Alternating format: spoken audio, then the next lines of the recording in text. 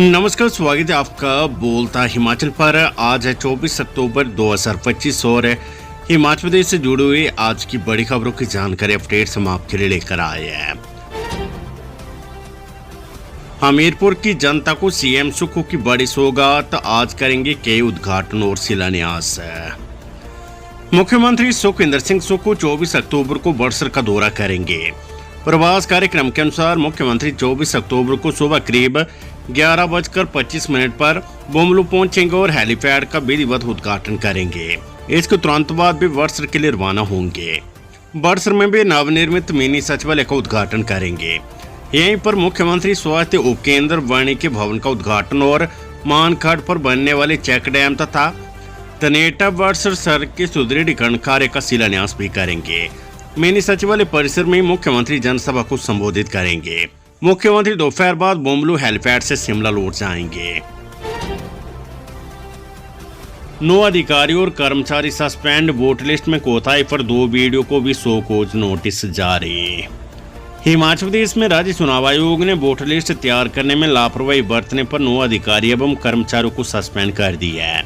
Suspend किए गए इन अधिकारियों और कर्मचारियों पर पंचायत और नगर निकाय चुनाव की तैयारियों के बीच वोटर लिस्ट तैयार करने में लापरवाही बरतने का आरोप है।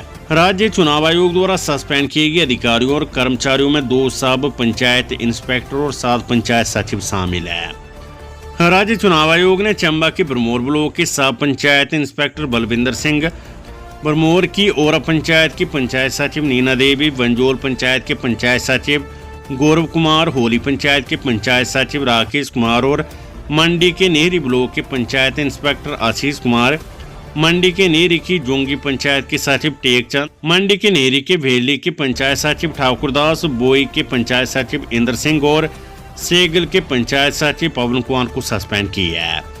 राज्य चुनाव आयोग ने स्पष्ट किया कि इन अधिकारियों ने आयोग के पूर्वादेशों की अनुपालना नहीं की, जिसके तहत 20 से 26 नवंबर के बीच आयोजित ग्राम सभाओं में मतदाता सूची के ड्राफ्ट रोल को प्रस्तुत किया जाना था। इसका उद्देश्य था कि स्थानीय मतदाता अपने नाम, वार्ड और विवरण की सत्यता जांच सके, लेकिन इन अधिकारियों और कर्मचारियों ने राज्य चुनाव आयोग के आदेशों की अनदेखी की, जिससे पूरी प्रक्रिया पर सवाल उठे हैं। हिमाचल में होम स्टे इकाइयों के पंजीकरण के लिए 10 दिनों में तैयार होगा ऑनलाइन पोर्टल, सीएम ने दिए निर्देश।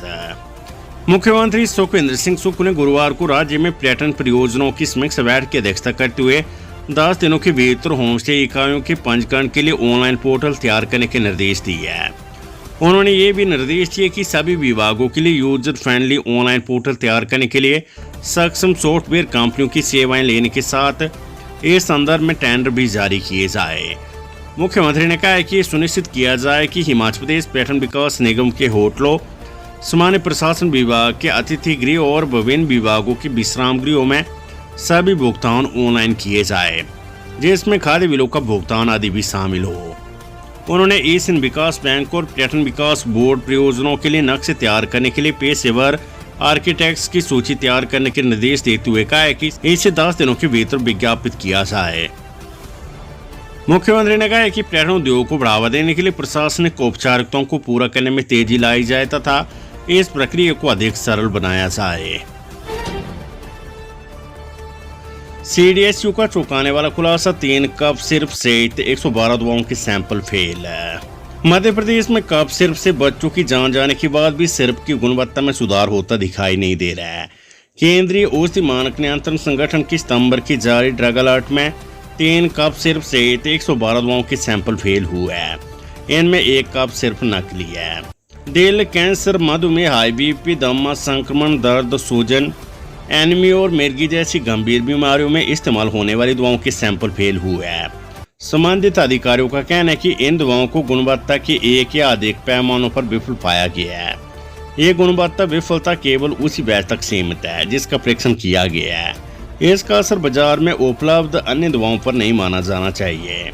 हिमाचल की 49, गुजरात की 16, उत्तराखंड की 12, पंजाब की 11, मध्य प्रदेश में 6, सिक्किम, तेलंगाना, आंध्र प्रदेश की 3-3, कर्नाटक, महाराष्ट्र की 2-2 सहित बंगाल, राजस्थान, उत्तर प्रदेश, हरियाणा, जम्मू कश्मीर की 1-1 दवा का सैंपल फेल मिला है।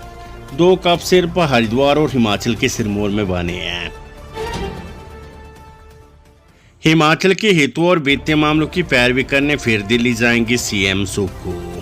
मुख्यमंत्री सुखविंदर सिंह सुक्खू हिमाचली हितों और वित्तीय मामलों की पैरवी करने के लिए फिर दिल्ली जा सकते हैं। अपने दिल्ली दौरे के दौरान मुख्यमंत्री 29 और 30 अक्टूबर को समय मिलने पर केंद्रीय वित्त मंत्री निर्मला सीतारमण एवं सौम्य वित्त आयोग के अध्यक्ष डॉक्टर अरविंद पनगड़ी से मुलाकात कर सकते हैं। इस दौरान वे ऋण सीमा और राष्ट्र घाटा अनुदान बढ़ाने के साथ बाहरी सहायता प्राप्त जैसे विषयों को लेकर चर्चा कर सकते हैं।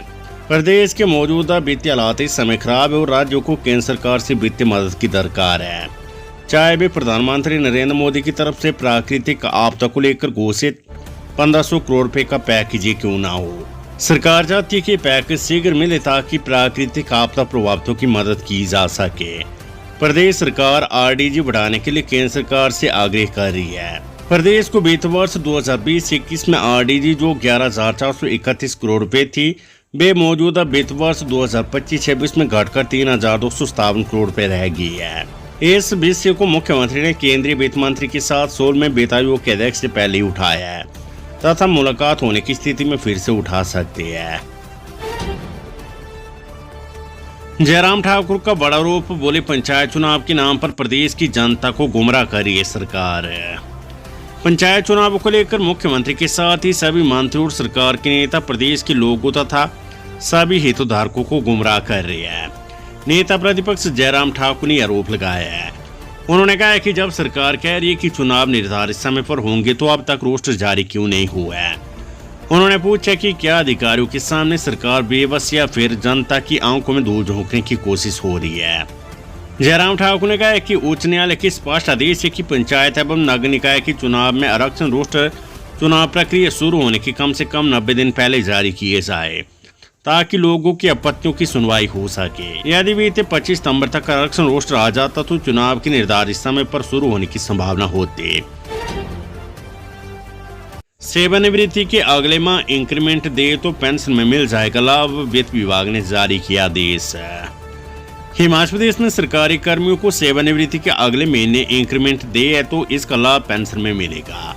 ये लाभ 1 जुलाई या 1 जनवरी की बजाय सेवानिवृत्ति से अगले माह की पहली तारीख से मिलेगा। इस संबंध में प्रधान सचिव वित्त देवेश कुमार ने कार्यालय आदेश जारी किया है। सुप्रीम कोर्ट के एक आदेश के बाद ये प्रावधान लागू किया गया है। सरकारी होटलों में 1 नवंबर से मिलेगी 40% छूट, एचपीटीडीसी ने जारी किया विंटर डिस्काउंट। हिमाचल प्रदेश के 44 सरकारी होटलों में 1 नवंबर से 20 दिसंबर तक कमरों की बुकिंग पर 20 से 40% छूट मिलेगी। राज्य पर्यटन विकास निगम ने इस अवधि के लिए विंटर डिस्काउंट जारी किया है। बघाट बैंक लोन रिकवरी मामले में पहली गिरफ्तारी, आरोपी ने देने लोन और ब्याज के 2 करोड़ 10 लाख रुपए। बघाट बैंक लोन रिकवरी मामले में पुलिस ने वीरवार को पहली गिरफ्तारी की है। आरोपी ने बैंक के ब्याज सहित करीब 2 करोड़ 10 लाख रुपए की रकम देनी है। उसे बैंक ने डिफॉल्टर घोषित कर दिया था। 15 डिफॉल्टर ऐसे जिनके पास बैंक के करीब 50 करोड़ रुपए फंसे हुए हैं। कोऑपरेटिव सोसाइटी की सहायक पंजीयक ने डिफॉल्टरों की गिरफ्तारी का आदेश जारी किए थे, जिसके बाद पुलिस ने आरोपी को पकड़ा है। आगे और भी गिरफ्तारियां हो सकती है। नंबर और ग्रेड की टेंशन खत्म, अब हिमाचल के स्कूलों में नए कार्ड से तय होगा बच्चों का भविष्य। हिमाचल प्रदेश के स्कूलों में अब विद्यार्थियों की पढ़ाई और विकास को होलिस्टिक प्रोग्रेस कार्ड के माध्यम से मापा जाएगा। प्रदेश में इसकी तैयारियां शुरू हो गई है। इसको लेकर शिक्षा विभाग और स्कूल शिक्षा बोर्ड द्वारा कई कार्यशालाएं भी करवाई जा चुकी है, जहां शिक्षकों को इस बारे में जानकारी दी गई और उन्हें प्रशिक्षित किया गया है। बताया जा रहा है कि देश के 26 राज्यों और केंद्र शासित प्रदेशों ने स्कूलों में विद्यार्थियों की पढ़ाई और विकास को मापने के लिए नया तरीका अपना लिया है। इसमें हिमाचल भी शामिल है। जल्द ही यहाँ इसे लागू किया जा रहा है। अब इसे 9वीं से 12वीं कक्षा के लिए शुरू किया जा सकता है। मौसम विभाग का पूर्वानुमान हुआ फेल, शिमला मंडी में मानसून की तरह बरसे बादल, गोंदला में गिरे बर्फ के फाहे। हिमाचल प्रदेश की राजधानी शिमला और मंडी में गुरुवार को मौसम के मिजाज ने लोगों को डरा दी और मौसम विभाग के पूर्वानुमान के विपरीत शिमला और मंडी में मानसून की तरह बारिश हुई, जबकि भुंतर, जोबड़हट्टी, नारकंड और सुंदरनगर में बारिश हुई तथा बुधवार रात को गोंदला में बर्फ के फाहे गिरे हैं। वीरवार को शिमला में 11, मंडी में 16, भुंतर और नारकंडा में 5-5, जो बुढ़ाटी में 2 और सुंदरनगर में 0.4 मिलीमीटर बारिश रिकॉर्ड की, जिससे इन शहरों की तापमान में गिरावट आई है। मौसम विज्ञान केंद्र शिमला के अनुसार ये बारिश पश्चिमी विक्षोभ के कारण हुई है, जिसने अचानक मौसम में बदलाव ला दिया। राज्य के अन्य हिस्सों में भी हल्की से मध्यम बारिश दर्ज की गई है, जबकि ऊपरी पर्वतीय इलाकों में बर्फबारी हुई है। लाहौल स्पीति और चंबा जिले के कई ऊंचे क्षेत्रों में गुरुवार को फिर हिमपात दर्ज किया गया। मौसम विभाग ने बताया कि 24 से 29 अक्टूबर तक राज्य में मौसम साफ रहने का पूर्वानुमान है। इस दौरान कहीं भी बारिश या बर्फबारी की संभावना नहीं है। डमटाल में संदिग्ध हालात में मिले गोवंश के शव, हिंदू संगठनों ने दोषियों के खिलाफ मांगी सख्त कार्रवाई। हिंदौरा उपमंडल में डमटाल क्षेत्र में उस समय सनसनी फैल गई जब ठाकुर राम गोपाल मंदिर की गौशाला के पास बड़ी संख्या में गोवंश के शव पाए गए। घटना की सूचना मिलती स्थानीय लोगों और हिंदू संगठनों में भारी आक्रोश फैल गया। ग्रामीणों ने इसे निर्मम हत्या करार देते हुए दोषियों के खिलाफ तत्काल कार्रवाई की मांग की है।